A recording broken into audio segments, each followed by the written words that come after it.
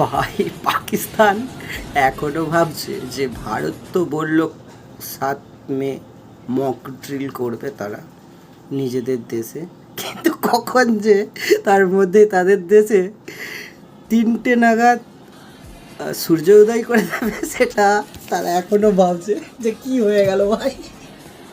India তো বলেছিল mock drill করবে, আর তার মধ্যে তারা 2টো থেকে 3টের মধ্যে সূর্য উদয় ঘটিয়ে দিল, মানে বোম্বিং করেছে।